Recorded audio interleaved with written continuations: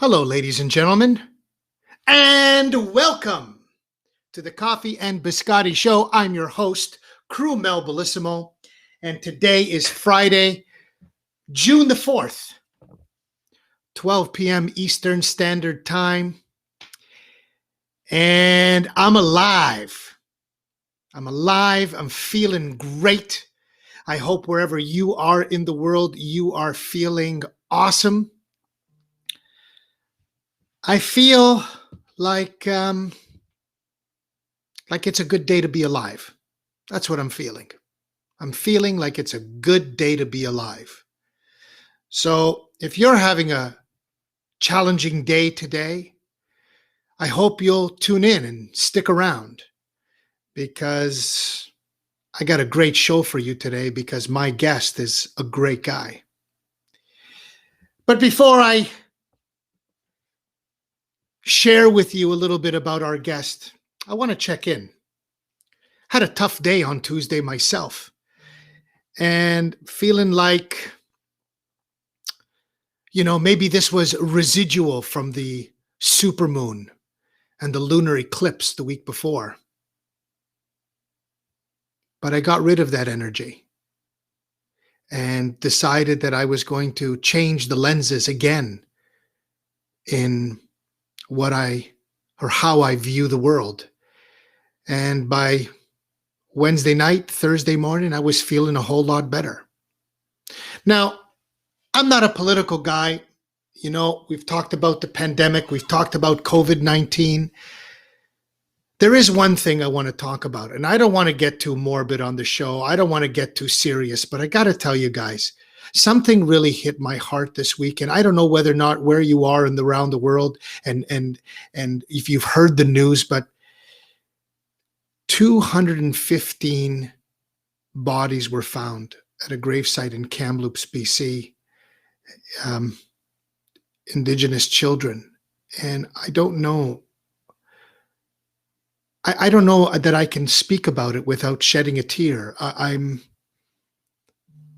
There are moments where I feel like with all the advancements in technology, the Industrial Revolution, the human emotion hasn't evolved.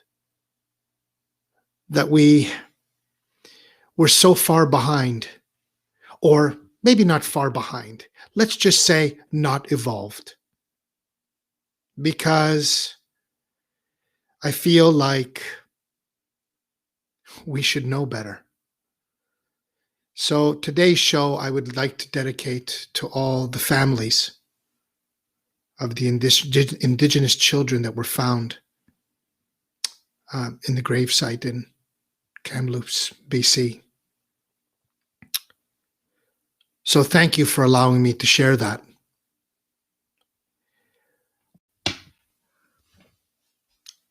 I say this every week, and I'm going to start by sharing with you again why this platform was created. The Coffee and Biscotti Show was created because I wanted a platform to really create the space to share with my guests who have had some sort of transformation, some sort of display of passion in their life. And I am excited. I am super excited for today because I have a guy who's this amazing human being. He is like I always joke and say everybody needs to have like a friend like my guest that's going to be on the show today. Everybody needs one. Everybody needs an Albert Wong in their life.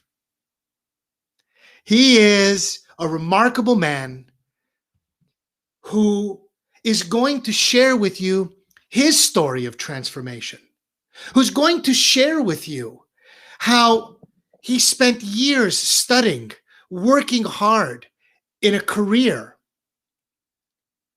and then he listened to his heart. because it was screaming at him to say, this no longer fulfills me. And he decided to do what many people wouldn't do and make a change. And I can't tell you how that change has influenced and motivated and inspired so many people around the world. That's what we're talking about. I want to send, of course, before we jump into and introducing our guest, I want to say a special hello to the donutician. Happy Donut Day. I don't know. I found out later, but happy Donut Day. So if you eat donuts, today would be a good day to have a donut. In celebration of this wonderful event and wonderful treat called the donut. So to all my friends out there, Michael Adamachi, Poutine Nation, of course, my boy, Josh, thank you for being here as always. You're a godsend. But I think I want to hop into it, guys. I really want to bring our guest onto the show. So wherever you are in the world, stand up, get off your comfortable seat, and put your hands together for a man that I am honored to call my friend. Ladies and gentlemen, Albert Wong. Wow, what a great intro. Thank you, True Mel. And I didn't know it was National Donut Day. So cheers to my donut-loving friends. My donut-loving friends, indeed. And of course, Albert, we must give a shout out to our friends at Suzy Q Donuts. Delicious. Because they're delicious donuts. So for the donutician, you need to venture east, my dear, to come and try a Suzy Q donut. That's all I'm going to say. That's the mic drop about donuts right there. Hello, Mr. Albert. Hey, Grumel. First off, I got to say, like, I'm so excited because not a lot of people get 90 minutes with Albert Wong. Let's be real. Not a lot of people. Maybe your tennis partner. Yeah, on good days. On good days. But I want to say, first and foremost, I am absolutely thrilled, honored, and excited to have you on the Coffee and Biscotti show. I love you. I love your story. I love what you do. I love everything about you. You are that guy. That's why I said, Albert, everybody needs an Albert Wong in their life. Thank you. Appreciate that. So, like I do every week, let's paint a picture, Albert. Let's get right into it. Let's paint a picture and a sort of a painting of who Albert Wong really is. So take it away, my friend. So I'd have to say my journey began before I was even born, because I'm a second generation immigrant. My parents came over to Canada in the 60s from Hong Kong and Macau. And, just reflecting back at how much courage it takes to, change your country, like move to another country. I mean, you've gone through this too, moving to another city, you have a whole new network of people to meet. And my parents were in their 20s. My dad studied at Mount Allison College in New Brunswick and then went to McMaster. And he self-funded his whole education, like worked all kinds of jobs to get through. And so when I talk about my life and I look back at it, I always have to put on that lens about what my parents, what their lens was like, having very little means when we started up in Canada, and then having myself and my sister to look after. So yeah, that puts some context into what I'm going to say. And I learn and appreciate more now that I look back at how much guts it took from my parents. And I just want to do them proud. yeah, shout out to all the parents out there doing Absolutely. their best. Now they're doing their best, and of course, as we talk about career change, like my perspective is from a different time period from there, so I totally understand and respect that. So where did it start for me? Sudbury, Ontario, Nickel City, in Ontario. Sudbury represent. There's always someone I know that has a cousin or a friend from Sudbury. But get this, as I was researching Sudbury, I learned that Sudbury is the third largest known impact crater on Earth and one of the oldest. Do you know that? 2 billion years ago, a crater hit around Sudbury, and that's why it has 1/3 of the world's nickel deposits. That's why it's so resource rich, because a meteor brought in all this nickel. Isn't that crazy? Wow. And I just learned that today. Cool. And, cool. and Albert, I have a dear friend who lives in Sudbury. I went to teach a seminar in Sudbury. Sudbury's like a pretty cool place. Oh yeah, it is. It used to get a bad rap, right? But things have improved. There's trees growing and everything. Indeed. Okay, so then my father was working at Falcon Ridge, which is a nickel mining company. But at some point they downsized, so he lost his job. And so what's he going to do with 2 kids? And so an opportunity came up in Ottawa and one in Chalk River, actually. And my dad went with Ottawa, which retrospect, I'm happy he came to Ottawa. And so I grew up a pretty uneventful life, I would honestly say. I haven't met up with like ridiculous obstacles or challenges. My parents really did their best to kind of shield me, I guess, in a way, because my dad was actually unemployed he lost a couple jobs, and I didn't know the whole time my dad wasn't working. I was just like, la, la, la, going to school, doing stuff, right? That speaks to my awareness as a kid. Very happy kid, but unaware, very introverted too, I'll say. So I went to elementary school in Ottawa, Broadview Elementary School, just down the block. And then for high school, I went to Nepean High School, right next door to it. So I was really in my own Albert bubble, I could say. And I can honestly say I'd never really had any like exciting passions in school. Like I never had a subject that really spoke to me and said, oh, I want to be a geologist or I want to be a scientist or something like that. The only thing I really had in school was the sports that I enjoyed. I played badminton at a high level and tennis at a high level, and I played on the teams there. But aside from that, I think the only sort of defining moment in my high school that would stand out is the year I was recruited into the debating club, of all places. Someone who was like totally shy to speak to anyone, any group of more than 3 people.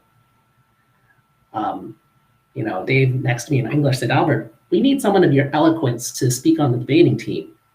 And at that point, I knew he was just making it up because he just needed people on the team. I don't think they had enough people.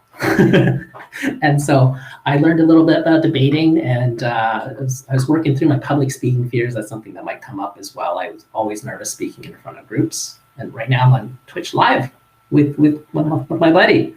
So that says a lot. Absolutely. Ended up by total surprise winning the debating championship for beginners with my partner there. And so maybe that started me off on a little path there. But the biggest, I think, pivot in my life was when I was about 25 years old.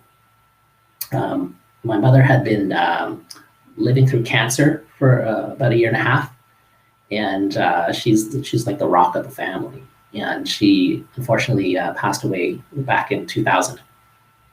And at that time, it kind of hit me really hard. And I never really could understand at that time, what is this about? What does this mean? How can I move forward in a positive way? So I kind of drifted, I'd say for 10, 12 years, I studied accounting at Waterloo. I got my designation as a chartered accountant, very high level. It takes a lot of training, months of articling, exams, like you wouldn't believe. So I put my skills into accounting, and I did 3 different jobs in accounting. And after some time, I quit all 3 of them. And each time I quit, my dad was like, so you went to school and put in this money and time, and you have a good paying job. And why did you quit? Oh, and you have a pension? Why did you quit? And like, I can understand at the time, like my father didn't have that job security what he was going through. And so if you have a job that pays and you can pay your bills, you should be happy. And honestly, that was the viewpoint I had growing up too. I'm like, just find a job, make money, do all the things that are expected. You know, buy a house, get married, have a family, do something, I guess, for the rest of your life, and then retire and then die. Of course. And I mean, to me at that point, I was going through that until I really did decide to change my career. And I have to give a lot of, props and thanks to my friends that helped me, along the way. It's in seeing things differently. That includes like my buddy Tuan, different coaches I've had along the way that helped me, and including you right to this point, crew. Things are still coming clear for me, but really sharper right now. So here I am today. And let's be very clear. I mean, I just want to wrap up the CA part, because like the truth is, Albert, is if somebody's listening and they don't know what a CA is, that's the highest level of accountant you could be. In fact, what I understand of it is you can sign off on documents. Financial statements, yes. On financial statements. So here's the thing, and let me paint this picture for the audience. So I want you guys to take a look at the screen for a moment as I look directly into the camera. You've spent tens of thousands of dollars. You've dedicated an enormous amount of time and energy to get this designation. And then you quit your jobs after how many years was it, Albert? 12 years. 12 years of being a CA. Guys, just to again, bring some perspective to this. To me, being a CA is like being a doctor or a lawyer. You have these exams. The law, to be a lawyer, you have to write the bar exam. You got to go through medical exam. All of these different things that you have to do. So I really want to emphasize that, Albert, because it's not like you decided to go get like maybe a bachelor's or something and just kind of like get a job at working at a company. This is serious shit. Let's just put it like that. This is serious shit. You're a CA. You're not,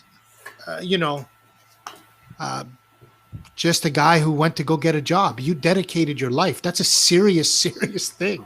So take us from there, because I want to know what happened.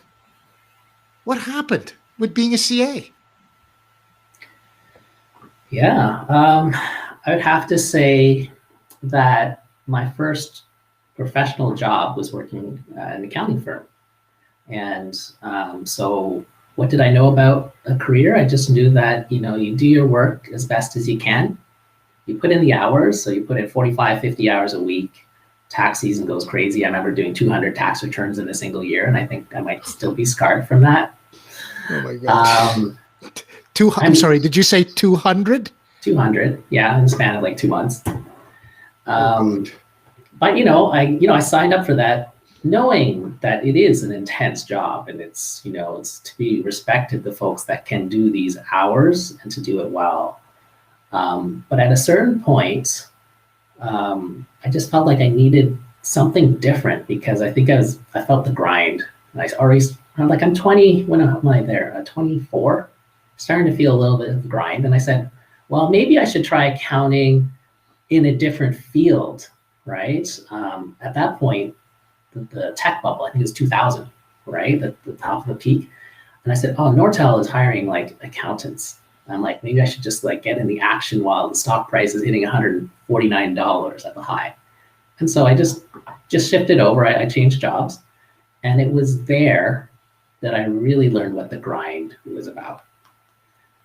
There were people, like at this point, just for context, there was this tech bubble where all these stock prices were moving massively.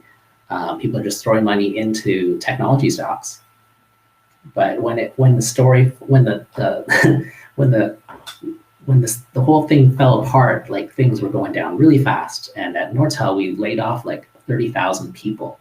Yeah. 30,000 people across a company of about 90,000 in like 3 months after I started. It was in March of 2000, I think. I'm like, wow, this is nuts. Like, this isn't normal. And my supervisor's like, No, it's not normal, but it will come back. I'm not too worried about that. And then a couple of months later, I think we lost another 15 or 20,000. So it was just kind of dropping off. And through this time, like finance, actually, like you don't really lay off finance when you're laying off so many folks, because someone has to figure out the numbers of what the impact is when you downsize, Right. or what's going to happen to the product's profitability. So we were actually working more hours than ever before. I was working from home remotely, and my teams were international. So I had a group in Europe, Asia, and Central America and North America, right? So picture that, all the time zones pretty much covered, and I was responsible for the global reporting numbers and consolidated figures for my optical networks group. So you had a little responsibility. Just a little bit, yeah. I mean, if I missed, that's holding up a lot of processes down the road. No doubt. So, I mean, I wasn't sleeping very much, to be honest. My wife could tell you, I was in my bedroom office. It felt like 12 to 14 hours a day. I had dishes stacking up on the side. It was sad. I don't know if I got out the house at all. And then here's what hit me at that point. This is the reason I quit this job. I got sick. I literally, on one meeting, I lost my voice completely. I could not speak. I'm like, that's really messed up. And I'm like a healthy guy. I'm like playing tennis a couple times a week, and I try my best to eat right. But when something like that happens, that was a wake-up sign. And I remember, my goodness, I remember breaking down in the car driving, and I think I was in tears. I was so overworked, and I just had to. I think I called a good friend of mine who was on my team. I said, "Can you just let the team know I can't come into work today?"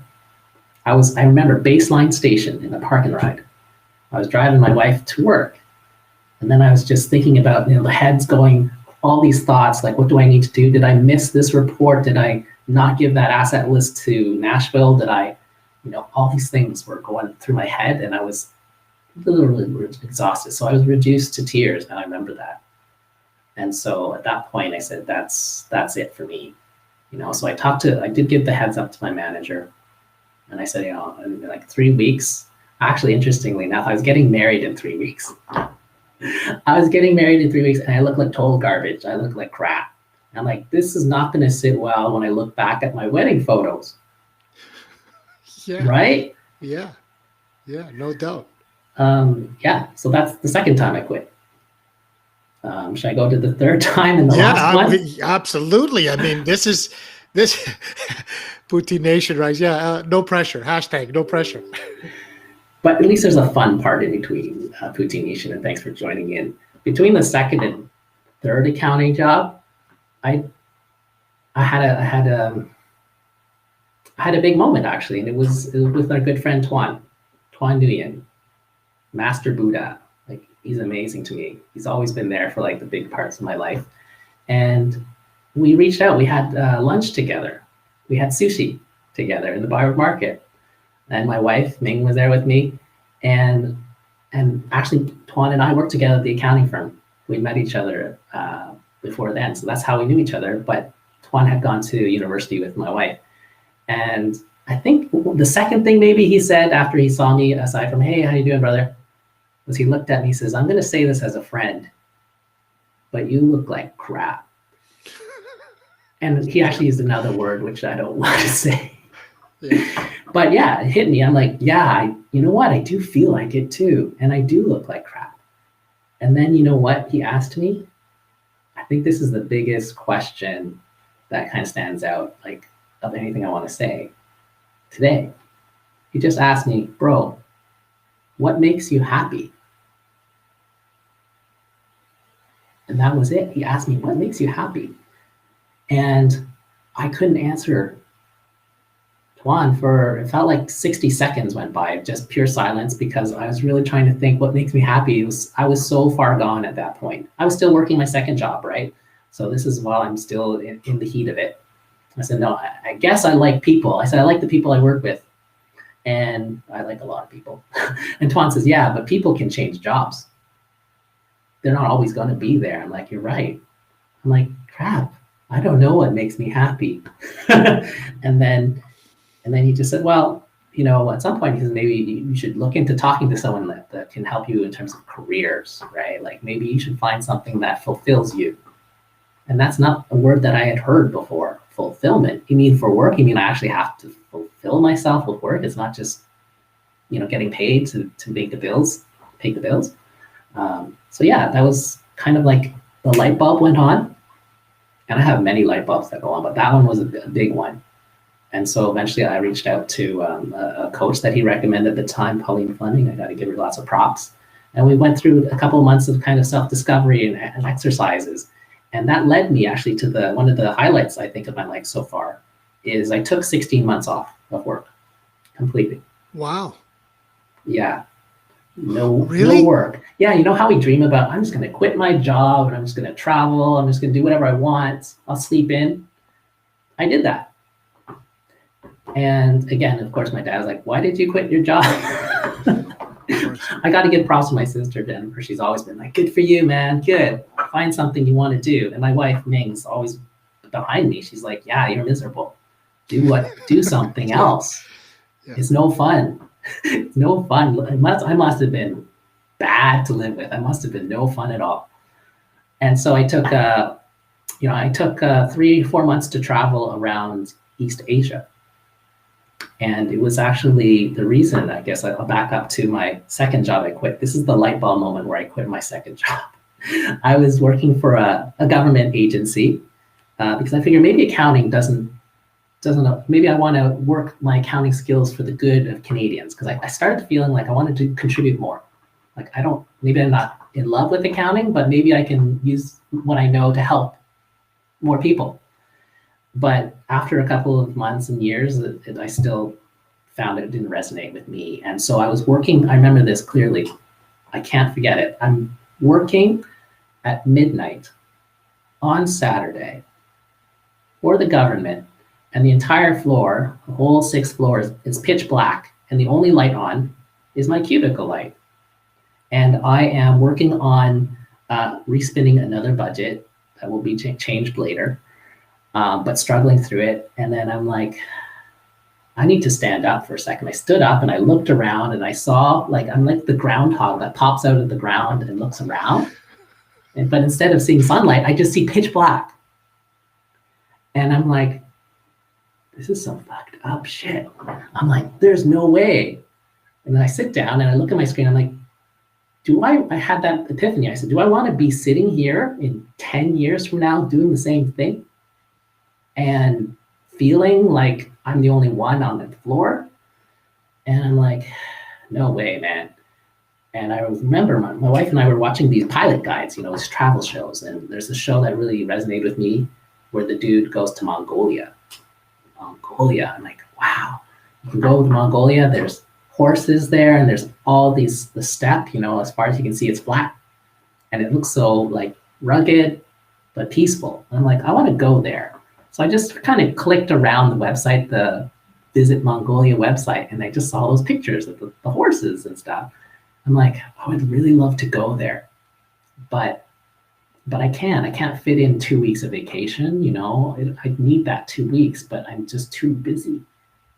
But then again, it clicked to me. I'm like, I'm never going to have time to go in this job. So at that moment, I said, I'm going to Mongolia, and I'm not staying in this job. And so I decided there at that point, I put in my 3 weeks notice. And I think within 5 weeks, 5 weeks from that epiphany moment, I had my visa. I was in Mongolia and I was traveling around riding horses and having the best time of my life. Ladies and gentlemen, a round of applause, please, for our guest. Good for you, Albert. Good for you. It sounds like torture.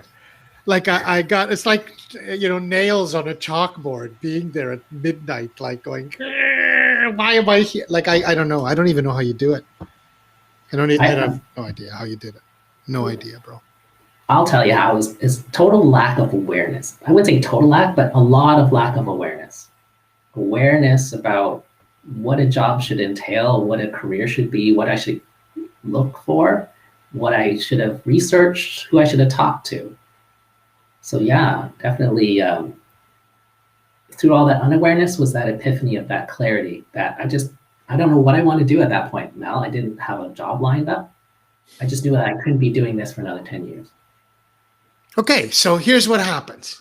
So is everybody feel me with this? Do you understand why there's major transformation happening? You know, like, you know, I think Poutine Nation said it best. He said, you scaled a mountain and then you jumped off the peak with a parachute 3x. I can't see it in the chats, but that's awesome.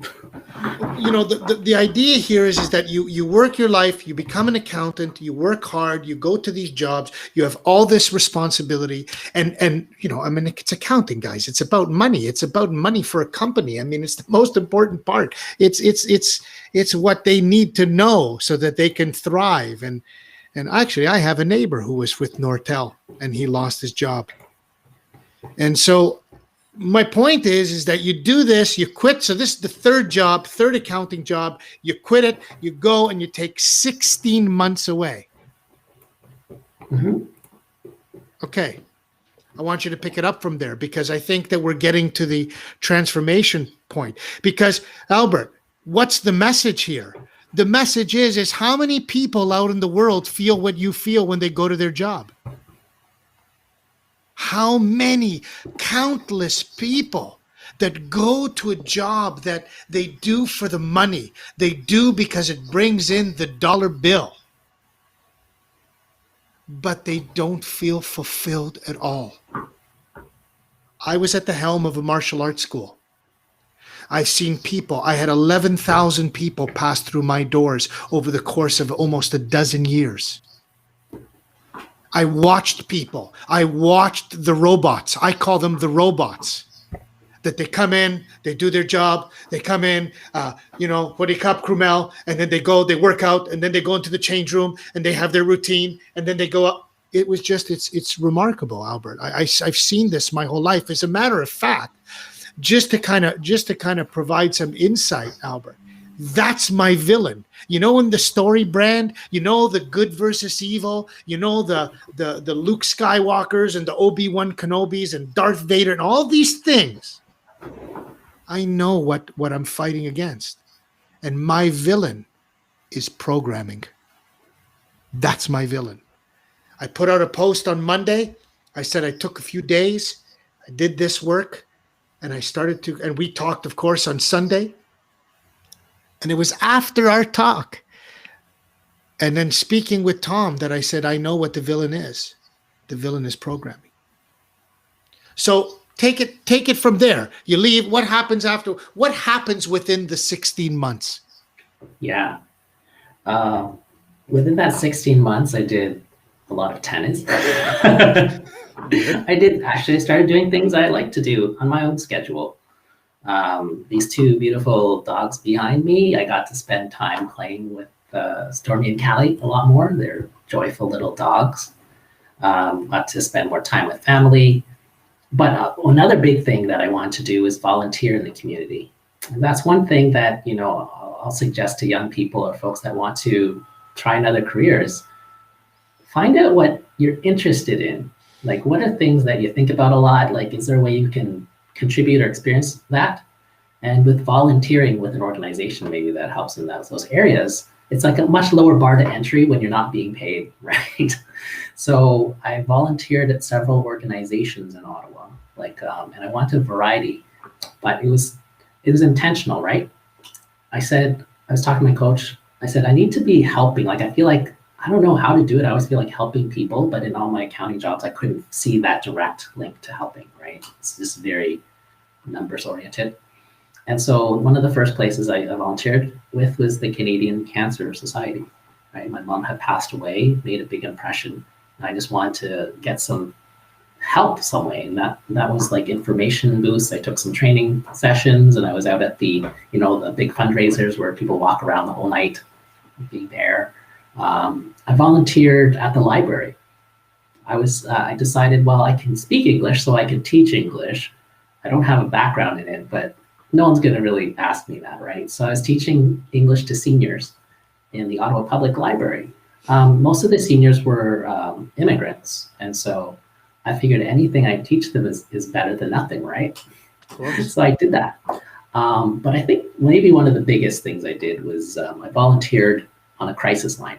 So the Ottawa Distress Center, which I would give a huge shout out to, and I would recommend that as an amazing resource in our community. If you're ever feeling like you need to talk to someone anonymously, if you need someone to hear what's going on in your life, if you just want to vent, you want to hear somebody listening to you, you just call this number, Ottawa Distress Center, and there's volunteers 24/7.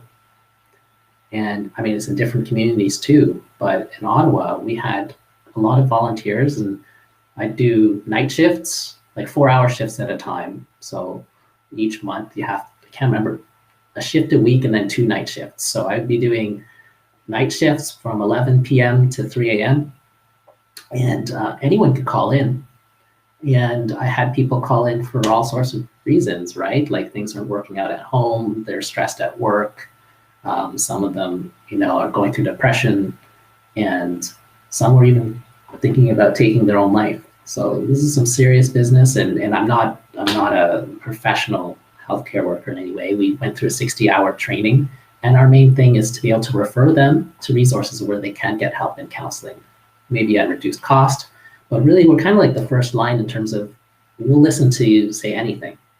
And some people aren't fortunate to have people that will listen to them within an unjudgmental way, right? I mean, we all have people in our lives, but not everyone will listen to us without judgment. It's a very difficult thing, especially, and it's a natural thing with human nature in programming, right?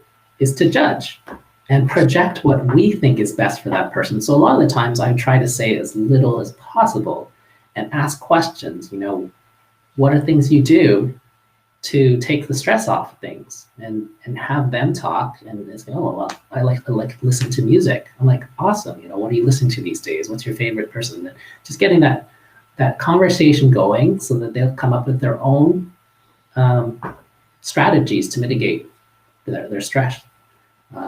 So I did that for over a year. And I'd say that made a big impact because each time the call was done, and maybe I'd get 8 to 10 calls a night. Wow. Sometimes I felt really good after. Most of the time I felt better because I felt like all I wanted to do was help that person feel a little bit better than when they started the call.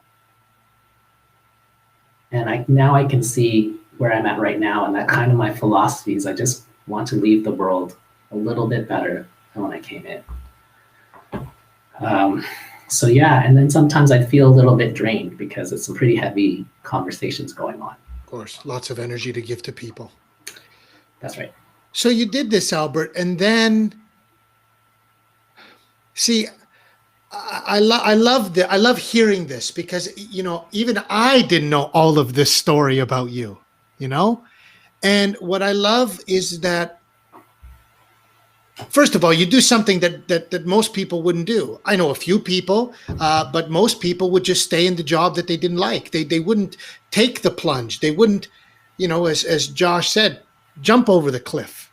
They would just hang there by a nail, holding on. But I do want to point out, it is remarkable how as humans, we have to wait for something traumatic to happen in our life before we make a change. So whether that's getting sick, whether that's somebody else getting sick. I mean, I always use the example with everyone about how the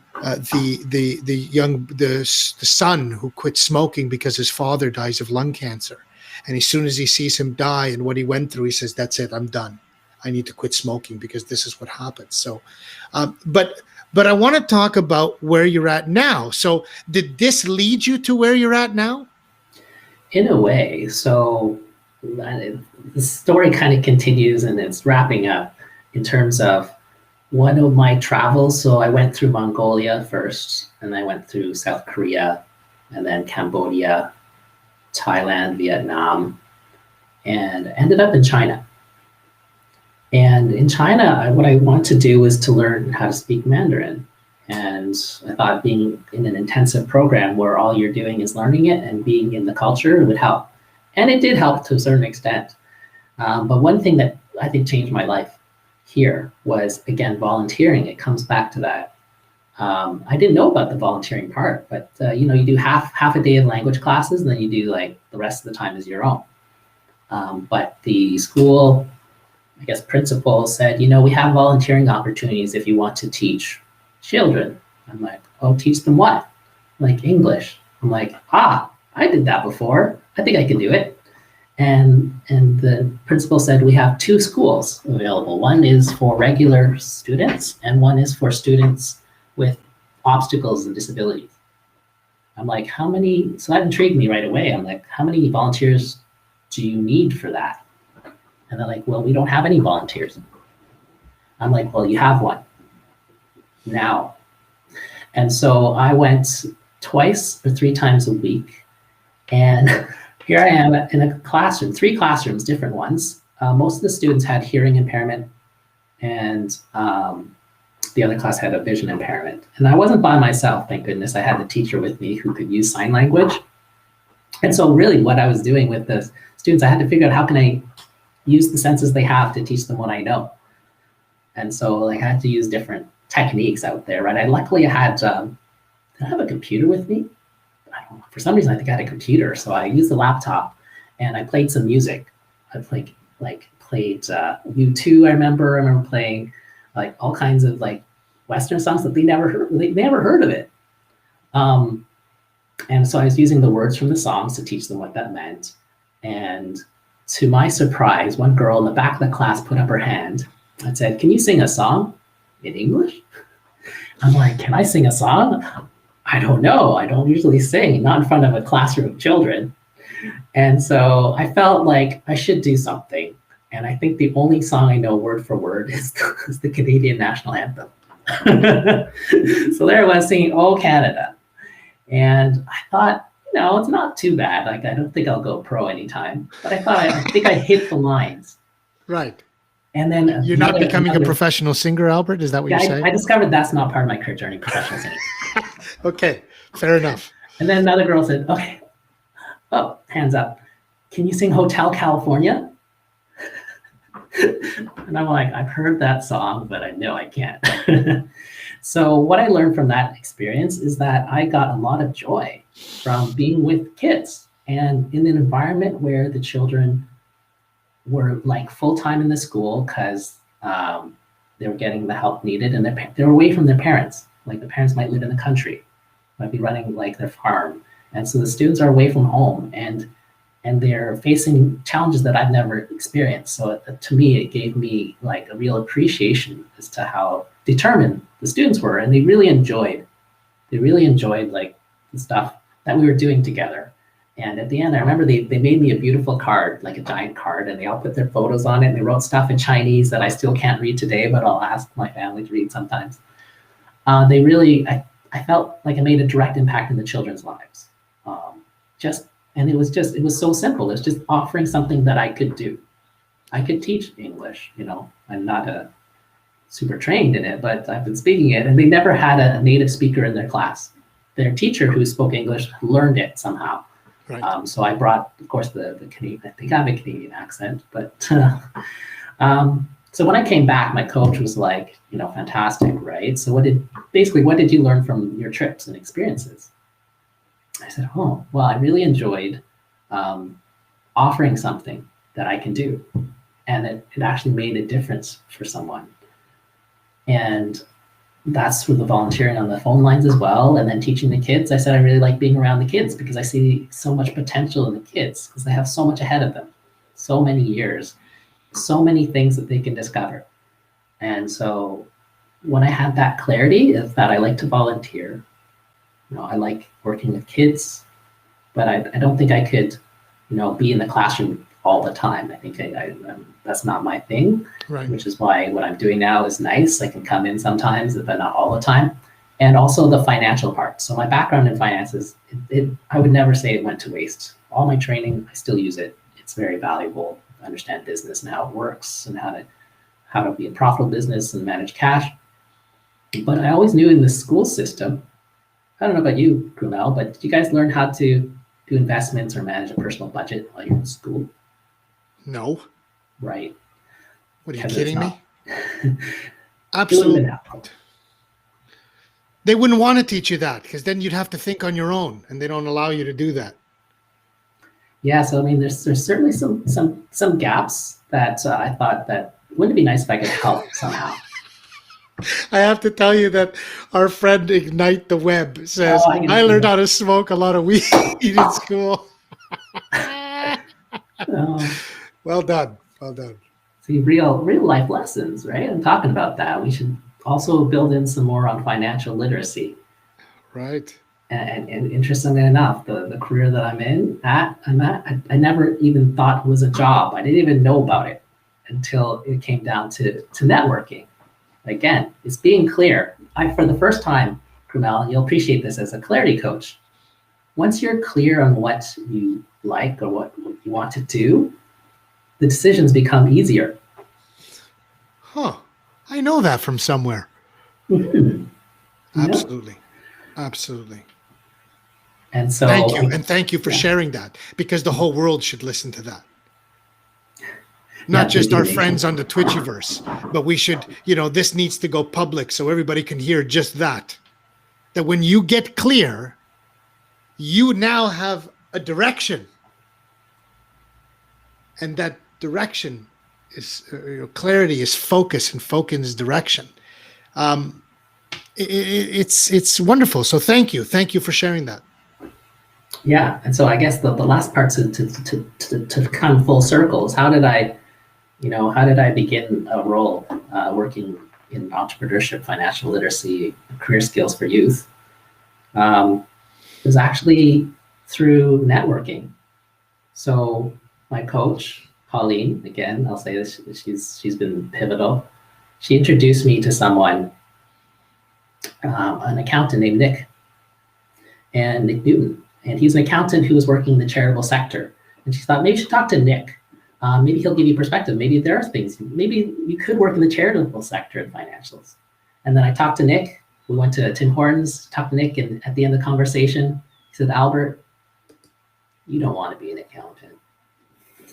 Straight up. Here's a smart accountant saying, you don't want to be. And then he said, you know who you should talk to? You should talk to Ellie Fabi. So again, I was introduced to someone who's a tech-based leader and kind of went through my story. And he said, you know what? It sounds like you want to do lots of good in the world, and I applaud you. And to quit your job and your wife isn't working and your bank account is going down, like it's going down every month, trust me. He said, that takes some guts. But I would advise you to set a timeline, right? A timeline for when you are going to find a job or start something up yourself. But you're going to have to do that because you have to provide for your family, right? And through this whole time, I don't have children, but my wife and I was the only sole source of income. And so, yeah, I do have to get going here. And he said, maybe you should start off by coming to my conference at Algonquin College. And I remember this. It's called the Corporate and Community Social Responsibility Conference. I'm like, social responsibility for corporations? How interesting. He said, yeah.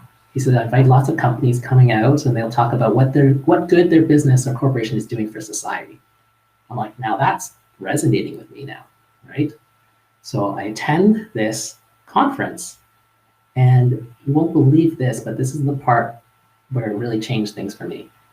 It was lunchtime, and we were lining up at this buffet, and the burritos there. A burrito buffet. Are you kidding me? That is amazing. Donatition, a burrito buffet. I think that's part of the necessary diet. It's got all the food groups. a lot of beans, a lot of lentils. And so here's the pivotal moment. The woman in front of me in line just turns around and actually says something to me. She says, hi, my name is Leanne. What's your name? I'm like, that's never happened to me in the lineup of any food lineup. I'm like, an Albert. And she says, what do you do? Or what do you like to do? And I'm like, you know what? I'm trying to figure that out right now. She says, what do you like? I said, you know what? I like, now I have more clarity from my volunteering. I said, I like traveling. I like volunteering. I like I like making a difference for people. I like kids. And I said, we need more financial literacy in schools. And I'm like, really want to do that. And she said, that's interesting because we're actually hiring someone right now for that type of role. It's called Junior Achievement. Have you heard of it? Wow. And I'm like, now that is synchronicity, manifestation, call it what you want. But that was, whoa. And so what happened there is I interviewed with the CEO and a couple other folks. And 3 weeks later, I was working in the role as program manager for Junior Achievement Ottawa at Invest Ottawa. Crazy stuff. And I have no background in project management, program delivery, professional teaching. And I remember being in the interview, and a dear friend of mine, Stephen Days, is looking at my resume. It says, guess what it says, Krumel? It says accountant. It says accountant. And it says accountant. And he's like, so tell me why you want to do this role. And I said, honestly, I just want to do something that makes a difference right now. And this is all interesting to me. And I told him a little bit of my story, and he was really intrigued. He says, so you quit your job and now you're applying here. Like, would you take a 2-month contract? And I was like, yeah, I would. And 10 years later, I'm still here. And every day it's a blast. So what you had, Albert, according to our dear friend Poutine Nation, is you had what is now going to be coined as a burrito buffet breakthrough. Love that, Josh. Love that. Always count on Josh. I can always count on Josh. So smart. Josh comes up with the best stuff. A burrito buffet breakthrough. I never thought of that. Yeah. Wow. Part of our wolf pack is in the house. AC in the house. AC. Randy. Triple B. Yeah, triple B, man. So Albert, so you're here. So this is what you're doing now. You're at JA. So can you sort of give us a little bit of a description, just for everybody listening, what JA is? Yeah, the quick description is JA is a worldwide organization that helps teach youth about business. That means how to start up a business, how to manage your finances, looking at different types of careers and exposing students to that. And it's all done through different organizations nationally, locally. But the secret sauce is the volunteers and mentors, like the folks on the call on Twitchiverse right now. If you have like a special talent or knowledge you want to share with students, it's an opportunity to volunteer directly in the classroom or now virtually over the internet to run some programs to help students kind of discover what I was trying to discover much earlier in my life, and it just took me from age 35 to figure it out, is to figure out what makes them happy, what are some superpowers or talents they have that they could actually apply to a career and enjoy their career. So for me, that's the why for me. It's like I felt the pain, man. I felt the pain and the joy. And I think without the darkness, right, you don't notice the light. So I had to go through my whole journey of learning and being kind of unfulfilled to something I'm doing now that is totally fulfilling. Like it checks off all my boxes. You know me really well. And I just want students and young people to have the opportunity to maybe be inspired or move to action from a mentor, or volunteer, or program. And I was just going to say, we have the donatician in the house. I mean, this is a woman who would be perfect as a mentor, as a coach in the world of food, a dietitian, and Irene, in contact with my friend Albert, because I think he would be great. And of course, I don't know, is Josh involved as well? I'm sure he is. Josh is always he's a rock for me. He supports me all the time. Yeah, for sure he is. Yeah. And so AC asked, he wanted to ask, can you comment generally on youth today? Like, what are you finding? Like, that's a great question, AC, because, here you are, you're doing this work.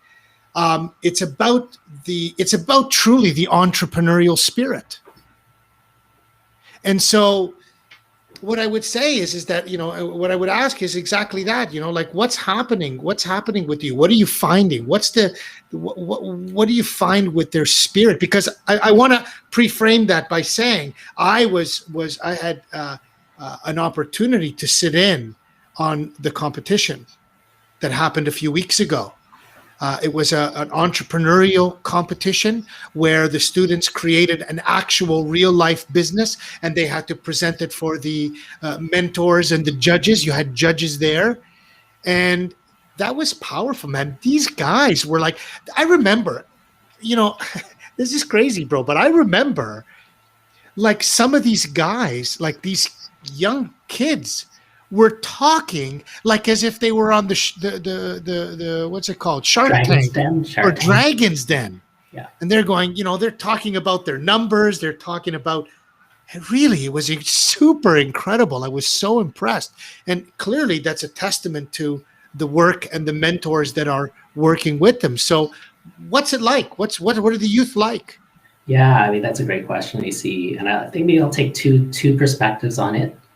One would be the youth and education, and the other one is youth and mental health, because right now everybody's struggling, like all ages, and particularly young people. But to bring it back to the entrepreneurship perspective, some students, and we've worked with students in grade 5 and in some of our programs, and you can see, like at that age, at 10 years old, kids have so much creativity. You guys that have kids, or you just have nephews and nieces, so many brilliant ideas. Yet what's the outlet for that, right? There's no business curriculum in elementary school. And so when JA volunteers, like, Nick Ham, an amazing member of the Wolfpack and business person, he was in the classroom with grade 5 students. And it gave the students opportunity to create their imaginary business. Maybe it's a company to help tutor students in the school or to set up sports camps. And they have to build a marketing plan, a business plan. Who do you hire? What kind of money do you need? What do you sell your services for? And then they pitch it. And so like the volunteers that take students through that, they time and time again, they say the kids are so creative and kids love to make like posters, and sometimes they'll do a jingle, or they'll sing, or they'll dance, just make a video or a commercial. It's like unbelievable. And that's what JA does. It brings people with backgrounds in business to come in and kind of inspire and talk to these kids, ask them questions. And I think in general, like younger kids, very creative, but a lot of them don't even know entrepreneurship is a job, is a career they could take, not a job. It's a direction, it's a career pathways to start your own thing based on a passion you might have. Right. And so that's where I think the gaps are. Kids are really curious.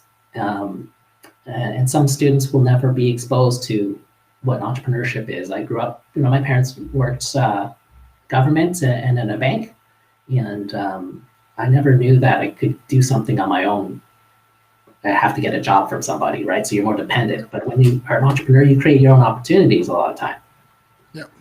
In terms of mental health, like it's right now, like with the kids being home now, how many months now? Like 9 months, 10 months. It's a grind. We have in our high school students, like when they have their businesses and they are meeting up once a week with their mentors on Zoom, they're on remote learning all day, and so their cameras are off.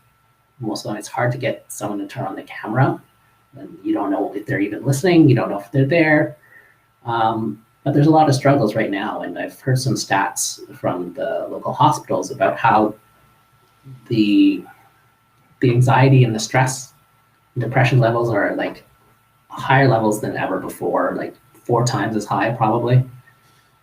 So youth, I'm really concerned how this past year is going to affect them going forward. This is serious trauma. We have to recognize that, but we have to meet students where they're at, right? We can't put too many expectations at this point. We just have to let them get through it. Well, we have one here. One of my Muay Thai students who's going to join us when we get the Wolfpack together. Michael Adamachi. he's been talking about it with me, about what it's like to be online, and how that key missing piece of socializing and interacting with the other students has been really, really difficult. And so I guess that Albert, I'm intrigued by all of this because I have always had that entrepreneurial spirit. I loved it. I always loved it. When I was 16 years old, my old buddy Johnny Magnante, my brother and his brother were best man at each other's weddings. They were always a family, and they started a company. And one of the subsidiaries of the company was a vending business. So when we were 16 years old, we had the greatest place to go. We used to have a unit, Albert, literally down the street from our high school, and we would go there, and it was filled with chocolate bars and chips. So for my boy Ignite the Web, if you were smoking a lot of weed in high school, you wanted to be my friend because I had all the treats. But the truth is, bro, is that what's interesting is that it was about that entrepreneurial spirit. It was about being able, like, I didn't need to go get a job. This was my job. Is we would go around the city. We had 120 pop machines all over the city. And so that was work, man. It was work. We used to fill a van full of pop and go out and do it. I was 16 years old. So I can see how a program like JA, and with all the wonderful people I've met, and of course at you at the helm, how beneficial this could be for the students. It's remarkable. I love this so much. You don't have to have a job. You don't have to walk in somebody's path. You can forge your own by being an entrepreneur. And I love this. I love this so much. This needs to get out into the world. More people, more youth need to be part of this program. Absolutely. Twillo Lifestyle Tanis has been a volunteer. She's seen the high school students. And it's really about giving students experiences and challenges they never expected. And it's all supported, right? So in these startup companies they only have 15 weeks to do this. Start to finish, come up with a product idea, market it, sell it, close down the business. There are problems they're experiencing that are for real. Like I was just having a conversation before this. One of the companies, so all the companies this year, we had 12, and it's all virtual. So they're meeting online. So they all got Shopify websites through a partnership with JA Canada and Shopify. And we had a drop shipping company. So a company that, they design their own logos on a hoodie. And if you want to order it, then it gets shipped directly to that person. So there's no contact with them. So it's like, COVID friendly. Yeah. And, and they learned that they had to deal with some product that got stuck at the border because the supplier couldn't get paid because PayPal was thinking that they're doing something fishy. So here's this, I think it's this grade 11 student maybe calling on the phone with PayPal saying, PayPal, we need to get this ship going. They're like, no, we're not going to do it. You know what this girl does? She hooked up her own bank account to the supplier, paid it out of her own funds because they needed to get the product through. Now, you can appreciate that as an entrepreneur, you get things done, and you kind of sometimes, you need to meet your customers' expectations, and then you figure it out afterwards. And so she's like, I hope I get paid back from my company. That's awesome. And so these are real challenges that they're dealing with. No one ever expected to have like border issues or PayPal challenges. And so these are what kids are learning, like by actually running a real business and making money or real losses. That's amazing. And they have mentors behind them. It's not like they're on their own swimming. So they're a group of like 8 to 12 students and a group of 2 to 3 mentors that have some experience. So that's how, it's kind of like your safe place to swim. And then eventually we want them to graduate to swimming in the ocean. Of course. Well, and I was just going to say, we have our dear friend Tanis who's here, Twillo Lifestyle. And it's kind of like, can you imagine her volunteering with the energy that powerful goddess has herself? Oh, man. Awesome. Yeah. This is what we need. There's so much there. Albert, there's so much there for me. There's the business component. You got somebody like Tanis who brings that energetic component. And she's also got a background in human resources at that. I mean, really, I mean, it's really wonderful stuff. And I just shared a little bit of JA Canada, the programs. So Albert, like I'm trying to find the words to describe what the journey's been like for you, in that you remind me of a guest we had, and it's the rum cake queen, Christine Monfries, who gave up her six-figure job to care for her son, who was going through a very difficult time and didn't want to be here anymore. And she gave it up, and she became an entrepreneur. So she left a six-digit job to take a leap of faith to become a baker. And now she's creating Jamaican rum cakes and what she does. And she's an incredible, incredible woman. But to be honest, bro, that's kind of like what you did. You worked your entire life to become a CA, had these monumental, or what Dr. Dyer calls quantum moments, where you looked at your life and said, I'm not going to do this for the rest of my life. Most people, I mean, again, Albert, most people, when they become a CA, they're doing that for life. They're not doing it because they're going to, say, oh, well, I'm going to change my career 10 years down the road,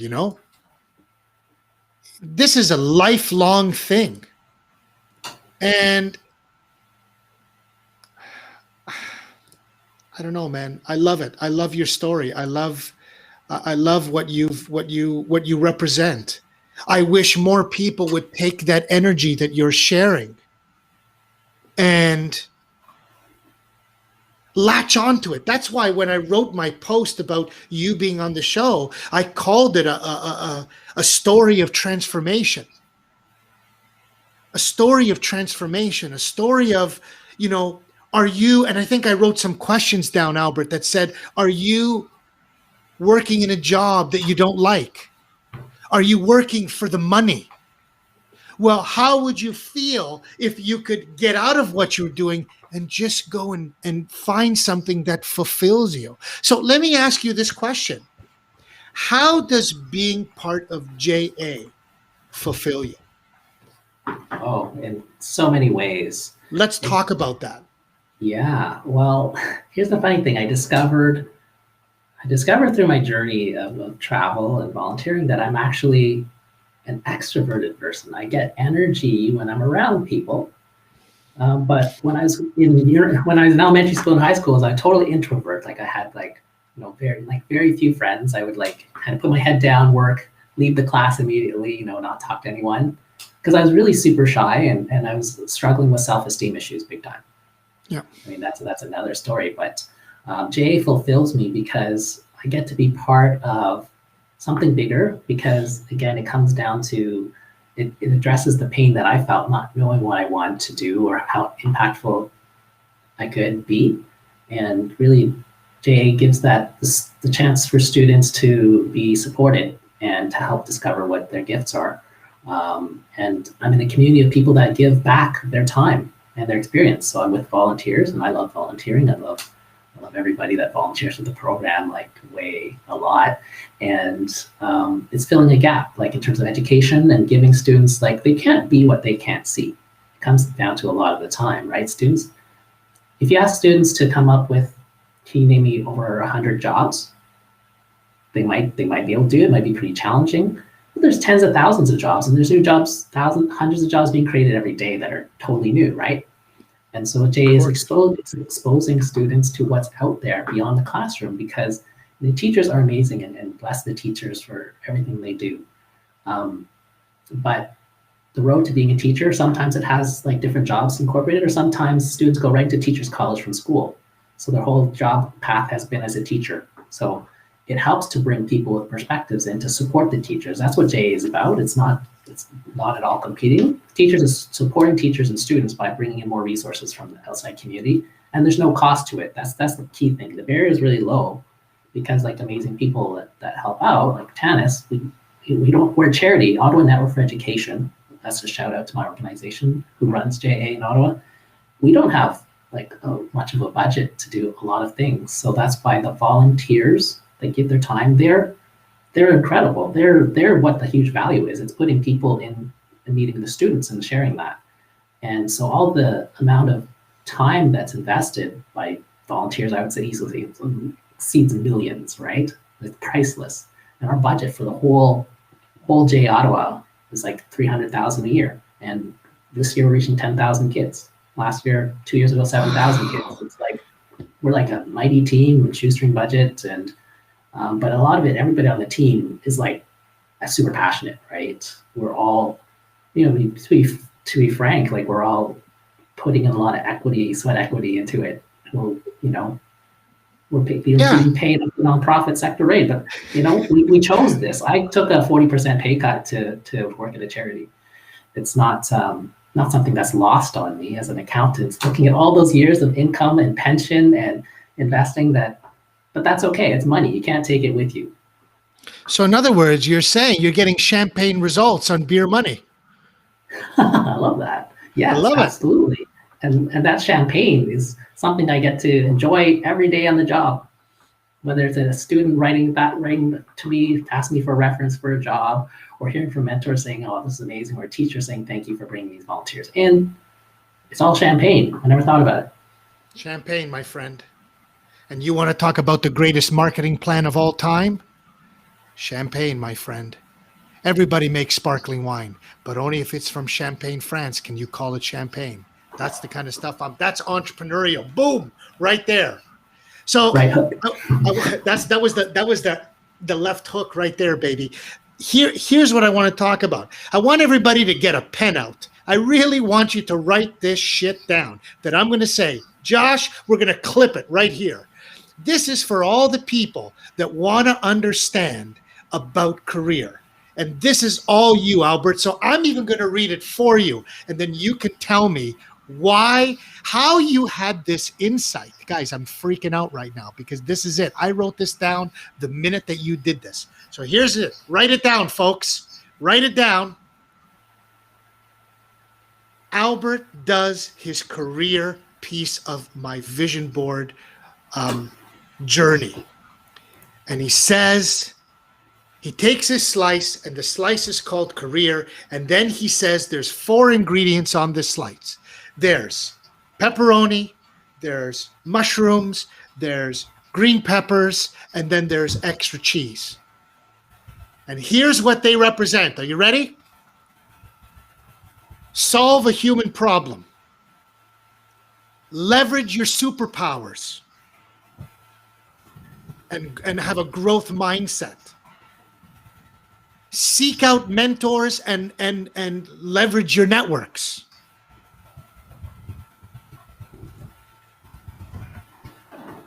Oh, sorry. Let me do that again. Sorry. Oh my God. I can't believe I screwed that up. Let's do this again.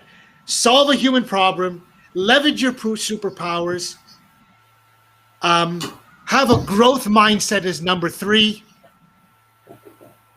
And seek out mentors and you know and leverage your networks. Yeah. Oh my God. When I saw this, Albert, I said to myself, holy shitballs, this guy gets it. You put it in a way that was incredible. How did you come to this, bro? How did it happen? I actually was just before our coaching call, I just said, well, what would I talk about for Career Slice? So I think, what are the important things? So I just wrote those things down because that's what I went through. The identify a human problem to solve, that's basic entrepreneurship, right? If you can solve a problem that people will pay for, you've got a business. And so there's that part. For me, human problem means something to me because I want to leave the world a little bit better than when I came, right? So it has to be a social problem to solve. And for JA, it's education in terms of careers and economic development, but also leadership. Leveraging superpowers, that came to me through my coach, Pauline again. I did this test called Strengths Finder 2.0. It's a really great test. Strengths Finder 2.0. I suggest people check it out if you want to see what your super talents are. They basically have like 50 strengths, and you go through 100 questions, and at the end it lists your 5 top strengths. And it kind of lists like what you could do with it or how you could help improve that. But the idea is use your strengths and your gifts, not trying to build up your weakest weakness, right? Just shine your light where you have it. So my light is like connectedness, developing others, empathy, and just ideation. Thank you. And so find out what your superpowers are, because the chances are, if you're on this planet for a reason, I believe we're all here for a reason, and we all have super talents. Sometimes it just takes time to find out, and that's something that Coach Crew Mel, you're amazing at. You understand, you can see people's superpowers even if they can't see them themselves, because you understand people so well. You've met so many. And so that's leveraging your superpowers. Do what you're great at, because if you're great at something, you'll be super successful. You'll be passionate about it, and you need to be passionate. I believe you really have to love what you do, because it gives you that strength to overcome obstacles. 3, growth mindset. It's about learning all the time. It's like learning about things you're curious about. I've had 4 coaches, and so to me, I've already shown that I want to keep developing myself. I find it so interesting, and I surround myself with mentors and networks of people that are like-minded, right? We've got the advisory board with one. I'm surrounded by great friends, Wolfpack.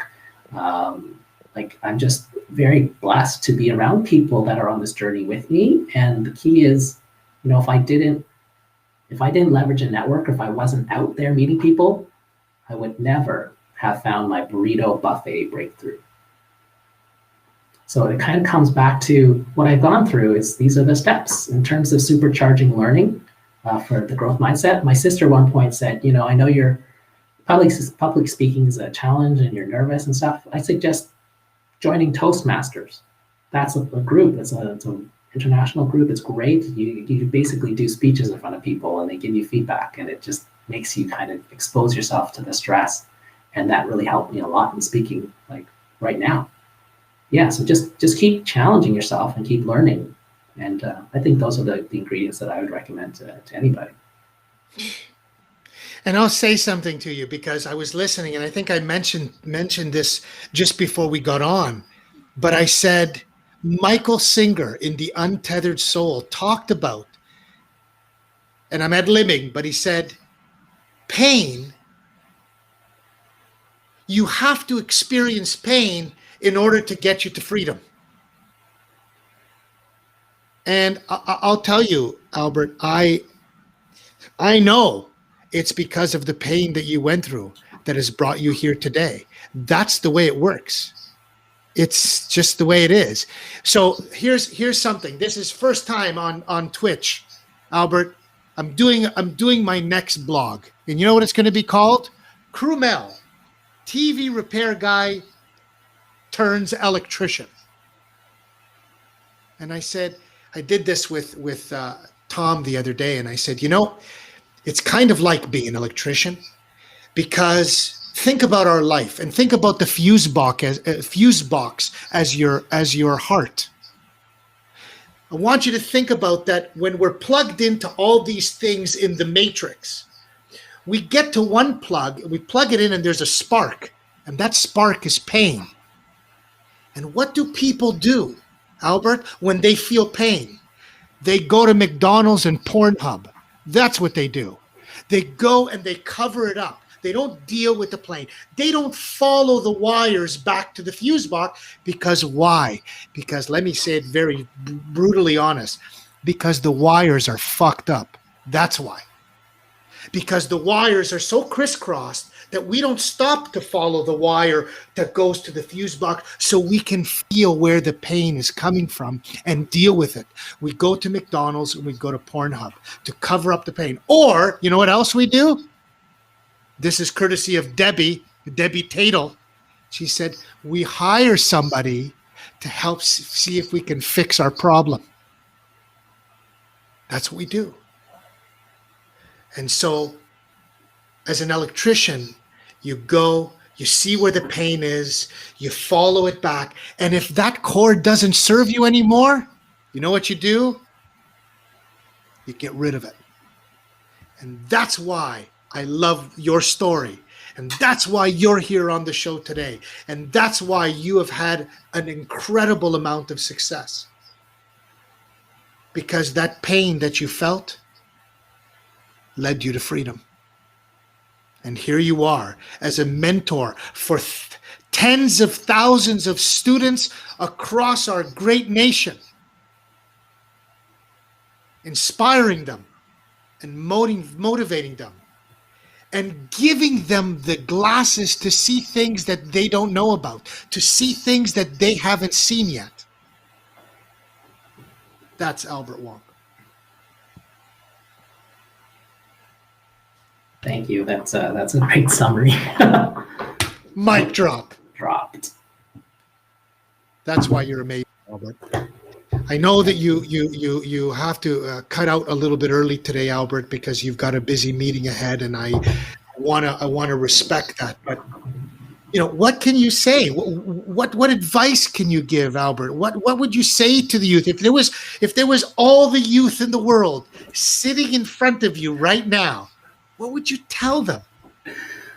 No pressure at all. I can hear Poutine Nation thinking that. Well, I would ask them, what makes you happy? I guess it comes down to that question. What makes you happy? I mean, brilliant wisdom. I think it stands the test of time, because when you find out what makes you happy, you'll tend to find things that you want to go further into, study more in, become an expert in. Maybe you have a special talent in there already. Maybe you have a strength. And then from there, see what sort of opportunities exist to use those powers. And again, then you surround yourself with people that may be ahead of you, that can support you, a mentor. Meet other people that are similar to you, and you can learn from them. And then basically, you're on your way. But it starts with that question: what makes you happy? And I never would have thought I was going to say that today in the show. It just came out. Right, because that's what it is. And of course, that's why I love our boy in Jamaica, Two Tums, my boy Robert. He came onto the show and he talked about mindset. What I love about the happiness piece, Albert, is that the happiness provides a direction where you can get the mindset and move forward. And start planting what I call planting the seeds to get you to your desired state. What's your desired state? What is it that you want from that piece of the pie? And Albert, I have to say this, that it was really, truly remarkable what you did for your career slice, because I think that that's going to be sort of the basic foundation of my teaching when it comes to career.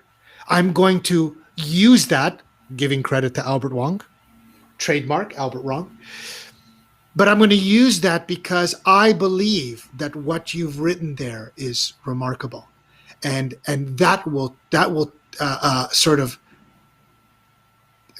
pass the test of time. That we will be using that for decades to come.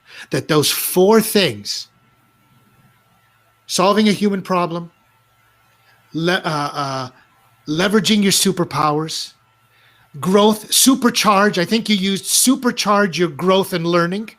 Mm-hmm. And mentors and networks. Awesome. Boom. There you go, Two Tums. There's the kaboom for today. And Albert, it's wonderful. I love what you do. I said this at the beginning of the show, and we can close out the same way to say, you're just this amazing guy. Everybody needs a friend like Albert Wong. You're always there. You're always there to listen. You're always there to help.